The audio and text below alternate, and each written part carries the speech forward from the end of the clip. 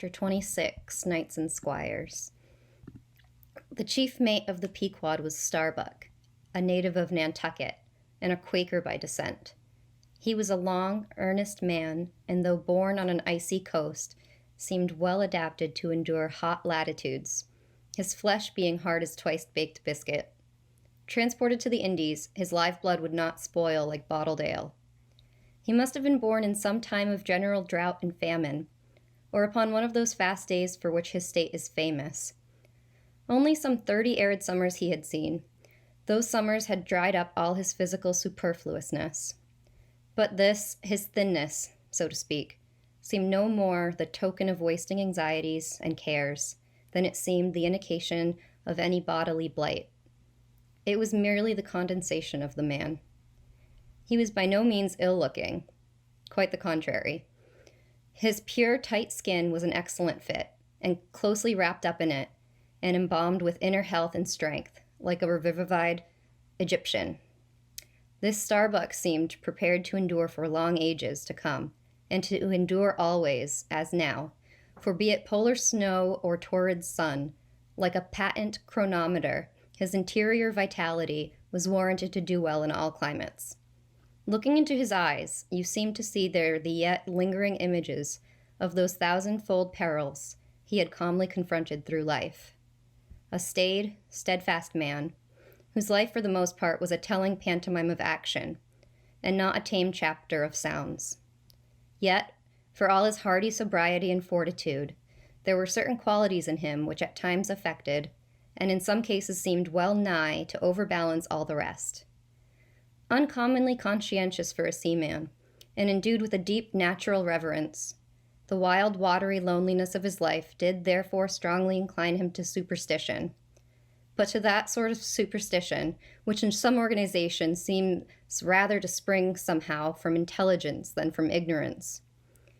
Outward portents and inward presentiments were his, and if at times these things bent the welded iron of his soul, much more did his faraway domestic memories of his young Cape wife and child tend to bend him still more from the original ruggedness of his nature, and open him still further to those latent influences which, in some honest-hearted men, restrain the gush of daredevil daring, so often evinced by others in this more perilous vicissitudes of the fishery.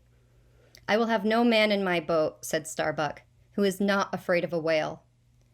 By this he seemed to mean, not only that the most reliable and useful courage was that which arises from the fair estimation of the encountered peril, but that an utterly fearless man is a far more dangerous comrade than a coward. "Aye, aye," said Stubb, the second mate. "Starbuck, there, is as careful a man as you'll find anywhere in this fishery. But we shall ere long see what that word careful precisely means when used by a man like Stubb, or almost any other whale hunter." Starbuck was no crusader after perils. In him courage was not a sentiment, but a thing simply useful to him, and always at hand upon all mortally practical occasions.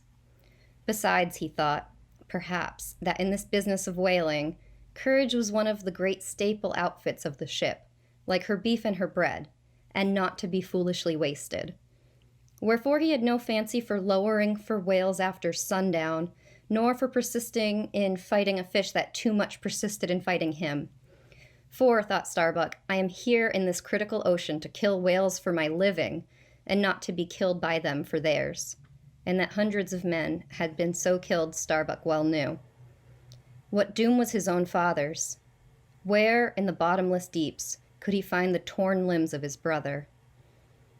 With memories like these in him, and, moreover, given to a certain superstitiousness, as has been said, the courage of this Starbuck, which could, nevertheless, still flourish, must indeed have been extreme. But it was not in reasonable nature that a man so organized, and with such terrible experiences and remembrances as he had, it was not in nature that these things should fail in latently engendering an element in him, which, under suitable circumstances, would break out from its confinement and burn all his courage up. And brave as he might be, it was that sort of bravery, chiefly visible in some intrepid men, which, while generally abiding firm in the conflict with seas or winds or whales, or any of the ordinary irrational horrors of the world, yet cannot withstand those more terrific, because more spiritual terrors, which sometimes menace you from the concentrating brow of an enraged and mighty man. But were the coming narrative to reveal, in any instance, the complete abasement of poor Starbuck's fortitude, scarce might I have the heart to write it, for it is a thing most sorrowful, nay, shocking, to expose the fall of valor in the soul. Men may seem detestable as joint stock companies and nations. Knaves, fools, and murderers there may be.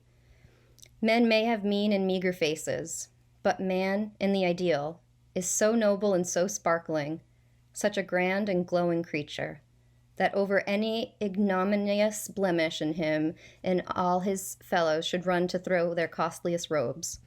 That immaculate manliness we feel within ourselves, so far within us that it remains intact through all the outer character seems gone, bleeds with keenest anguish at the undraped spectacle of a valor-ruined man. Nor can piety itself, at such a shameful sight, completely stifle her upbraidings against the permitting stars. But this august dignity I treat of is not the dignity of kings and robes, but that abounding dignity which has no robed investiture. Thou shalt see it shining in the arm that wields a pick or drives a spike, that democratic dignity which, on all hands, radiates without end from God himself, the great God absolute, the center and circumference of all democracy, his omnipresence, our divine equality. If then to meanest mariners and renegades and castaways I shall hereafter ascribe high qualities, though dark, weave round them tragic graces, if even the most mournful, perchance the most abased among them all, shall at times lift himself to the exalted mounts, if I shall touch that workman's arm with some ethereal light, if I shall spread a rainbow over his disastrous set of sun, then against all mortal critics bear me out in it, thou just spirit of equality, which hast spread one royal mantle of humanity over all my kind. Bear me out in it, thou great democratic God, who didst not refuse to swart convict Bunyan the pale poetic pearl, thou who didst clothe with doubly hammered leaves of finest gold the stumped and paupered arm of old Cervantes, thou who didst pick up Andrew Jackson from the pebbles, who didst hurl him upon a war horse, who didst thunder him higher than a throne, thou who in all thy mighty earthly marchings ever cullest thy selectest champions from the kingly commons, bear me out in it, O God. Chapter 27.